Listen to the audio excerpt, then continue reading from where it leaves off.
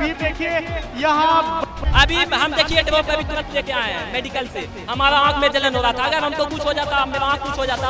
विरोध जता रहे हैं और इस तरह से लेके लाठीचार्ज और लाठीचार्ज हो गई है, लाठीचार्ज हो गई है। कोई पार्टी का नहीं है, ये शिक्षा का प्रोटेस्ट है। Education is a fundamental right through the article 21। छात्र जो है वो उग्र रूप हो लेता। होम मिनिस्टर को भी रिजाइन करना चाहिए। बिहार की शिक्षा तो मिथिलेश तिवारी को ये जिम्मेवारी लेना पड़ेगा। देखिए शिक्षा मंत्री की इस्तीफे की बातें हो रही है, धर्मेंद्र प्रधान से इस्तीफा। प्रधान इस्तीफा दो। क्यों इस्तीफा चाहते हैं आप? देखिए भैया, पिछले 14 साल में 280 परीक्षाओं से ज्यादा भी लीक हुआ है। मैं ये बोलना चाहता हूं कि आप अपने एक मंत्री को बचाने के कारण पूरे देश के युवा को अपने रोड पे ला दिया।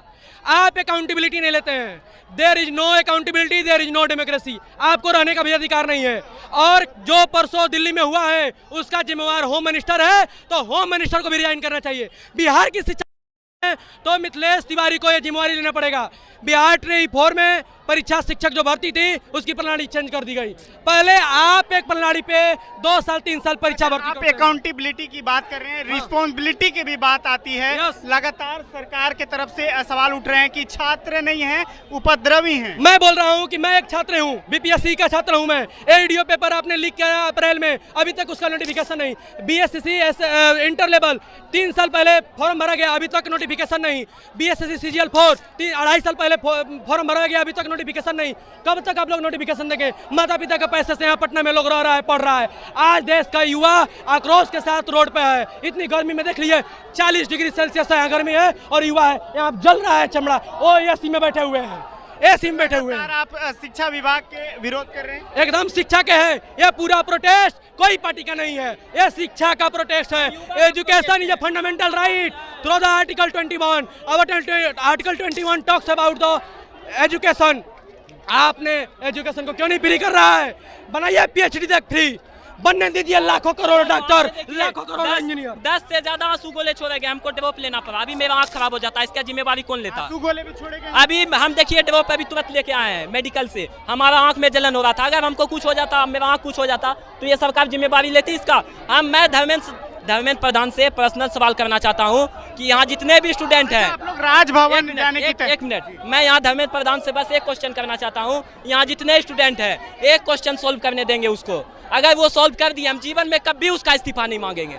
एक क्वेश्चन धर्मेंद्र प्रधान सोल्व कर दे, उसका जीवन में कभी इस्तीफा नहीं मांगेंगे। तो आप सीधे तौर पे सुन रहे हैं छात्रों को, जो अभी तस्वीर जो ये हम आपको दिखा रहे हैं, ये डाक बंगला चौराहा की तस्वीर है। और छात्र गांधी मैदान 10 नंबर गेट से राजभवन को घेरने की तैयारी, राजभवन जाने की तैयारी कर रहे थे। और ये डाक बंगला चौराहा के पास पुलिस प्रशासन ने उन्हें रोक रखा है।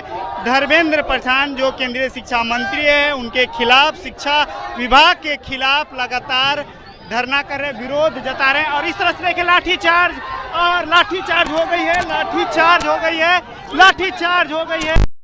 लगातार भाग रहे हैं, लाठीचार्ज और हल्का बल प्रयोग, लगातार छात्र भाग रहे हैं। वो तस्वीर देखिए, ये जो तस्वीर है जिसमें घसीटा जा रहा है, वो तस्वीर देखिए।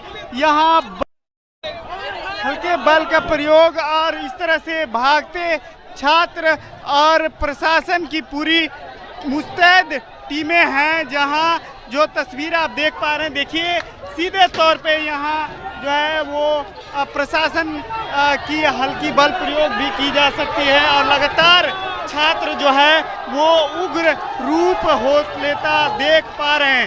तो वो तस्वीर आपको दिखा रहे हैं, देखिए।